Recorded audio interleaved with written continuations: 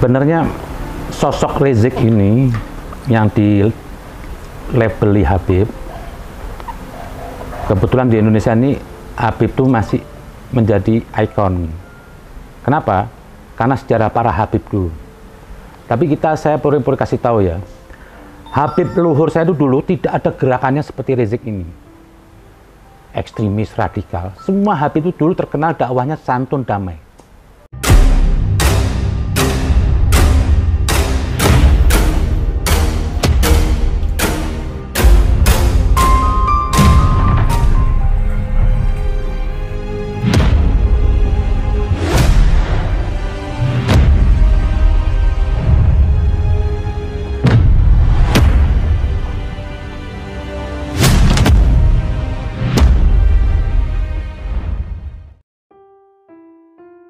Habib Jen mau nanya ini soal lagi rame berita DPR minta pembebasan Rizik Syihab itu dari Bogor sama Tasikmalaya.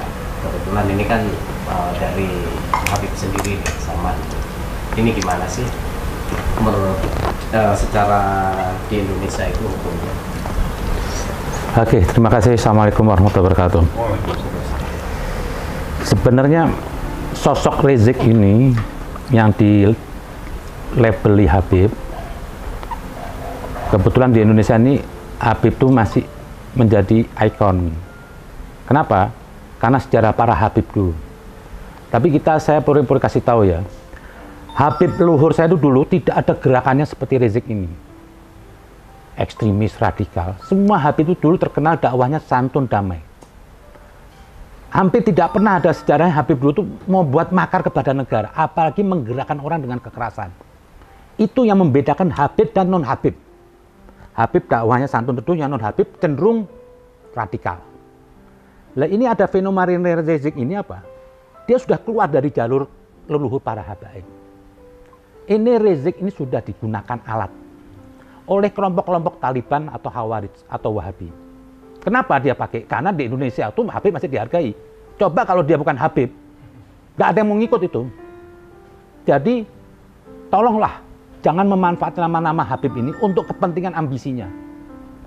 Seperti dari apa pentingnya seorang anggota DPR kok tidak tahu bernegara yang di Bogor dan di Tasik. Mengatakan Rizik suruh bebas. Anda anggap mereka ini goblok apa yang di pengadilan? Pengadilan itu representasi Tuhan. Jangan suka ikut campur. Pernah Alkisah suatu saat Imam Ali kehilangan baju besinya. Pada saat Imam Ali ke pasar ada seorang ingin menjual baju besinya. Kata Imam Ali, ini Imam Ali. Sosok yang disucikan. Sosok yang dimuliakan. Dia tanya kepada Imam Ali, itu baju saya. Kata si pemilik, tidak, punya saya. Apa bukti kamu kalau itu punya kamu? Akhirnya kita sepakat ke pengadilan. Datanglah berdua ke pengadilan. Si hakim nanya kepada Imam Ali, apa buktinya? Saya tahu di baju kamu, tapi tolong buktiin pada saya, pada hakimnya. Apa buktinya kalau ini baju punya kamu? Kata Imam Ali, yang tahu anak saya. Kata hakim, tidak bisa anak mendukung bapak. Terus apa buktinya? Tidak ada bukti. Akhirnya kata Imam Ali apa? Kasihkan kepada mereka. Kenapa? Saya nggak punya bukti untuk membuktikan pengadilan. Diberikan itu. Segitunya Imam Ali, seorang tokoh yang suci, menjunjung tinggi peradilan. Jadi kalau DPR ini, pengamen-pengamen ini, saya tahu mereka tuh hanya untuk kepentingan partai dan kekuasaannya. Rizik dimanfaatkan untuk 2024. Apalagi sih mereka? Nggak perlu diagung-agung seorang Rizik itu bukan manusia suci, banyak salahnya. Jadi janganlah agama ini dimanfaatkan, dijadiin kuda politik. Yang satu Habib jadi kuda politik oleh kepentingan ini kaum Wahabi. Gerakan Rizik itu sudah gerakan seperti gerakan Wahabi. Nggak ada tuh gerakan Ahlul Bait, keluarga Nabi, makar itu nggak ada. Imam Ali bilang apa? Apabila daerah negara itu dalam keadaan damai, tidak gencang, Anda membuat keributan, terhina. Kalau emang itu ada kekurangan tidak baik, sampaikan dengan cara santun. Bukan mengadu domba antar rakyat. Lah ini ada kelompok-kelompok PKS, saya tahu tuh PKS. Dimanfaatkan berapa tokoh Habib untuk kekuasaannya. PKS itu berdiri juga beda afiliasinya dengan NU. Mereka punya Islamnya juga beda. Mau bilang apa terserah. Saya pernah baca ADRT-nya, mereka juga menolak tahlil, menolak ini. Ada buktinya saya punya. Karena untuk kepentingan penguasaan, sekarang dia manfaatin para Habib, kayak Rizik untuk menjual. Itu bendera hitam. Siapa bilang itu bendera Rasulullah? Dari mana Rasulullah pernah ngetik ada la ilaha illallah? Nyablon di mana? Imam Ali bilang apa? Itu bendera hitam dan putih, hati-hati. Itu bendera yang membunuh Imam Ali. Yang membunuh Ahlul Bait keluarga Nabi itu adalah bendera hitam itu semua.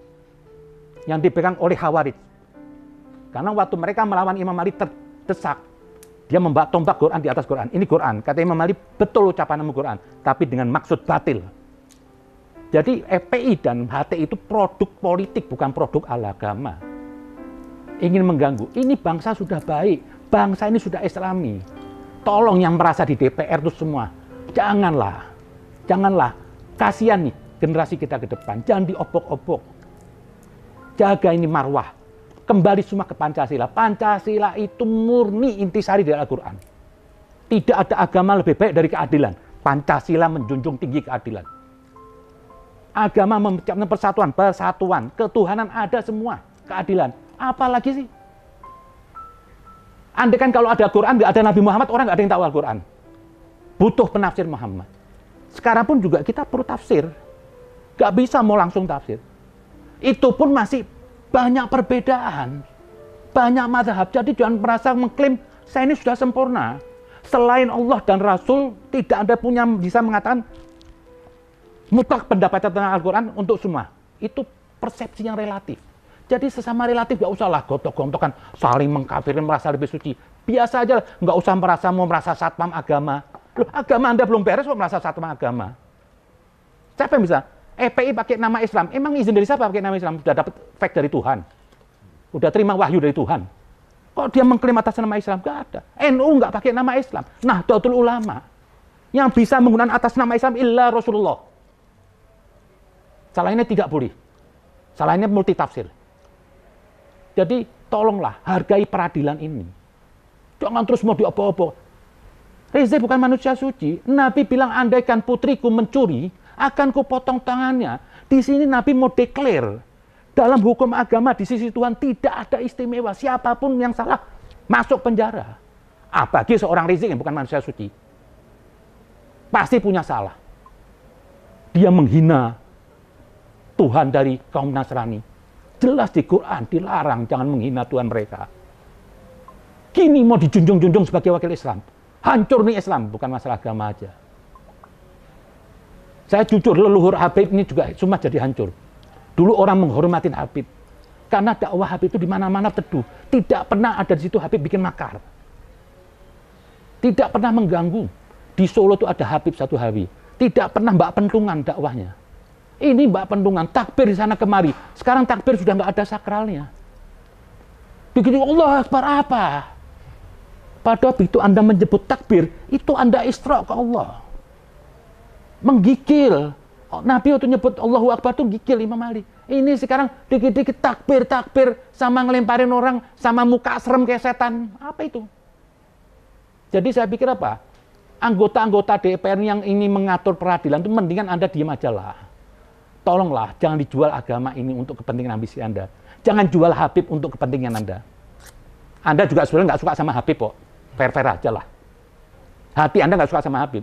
Cuma karena Rizik Anda manfaatkan untuk kepentingan kekuasaan. Besok-besok juga Anda tinggalkan untuk sama Habib. Saya pikir bijaklah jadi bangsa Indonesia. Cukup kita pakai Pancasila, kita bumikan. Kita ini cuma tinggal enak pakai, kata seorang Gus Dur bilang, kita jaga ini marwah negara. Rahmatan lil alamin. Kita terima semua, jangan ada ketidakadilan, jangan ada diskriminasi agama. Kita junjung semua. Pernah suatu saat Nabi lagi perjalanan, ada gereja kanisa lagi ibadah. Nabi suruh berhenti, sahabat semua berhenti, dia bilang, turun dari onta kamu. Supaya terkaan onta itu nggak kersar apa? Kata Nabi, kenapa ya Rasulullah? Karena di sebelah ada gereja lagi ibadah. Jangan sampai tepukan onta kamu mengganggu mereka. Itu akhlak Rasul. Bukan hancurin gereja ini semua. Kenapa sih? Emang gereja itu tempat narkoba atau apa? Juga agama Allah. Agama nasi juga dari Allah. Sama-sama dari Allah. Marilah kita buat Indonesia ini teduh. Jangan lagi para politikus memanfaatkan agama ini semua. Jangan jadikan agama itu kuda politik. Jangan dia manfaatkan Habib ini untuk ambisi Anda. Mari kita junjung tinggi. Kita jaga marwah ini. Jangan sampai seperti negara Arab, bunuh-bunuhan. Saya pikir itu aja. Terima kasih. Assalamualaikum.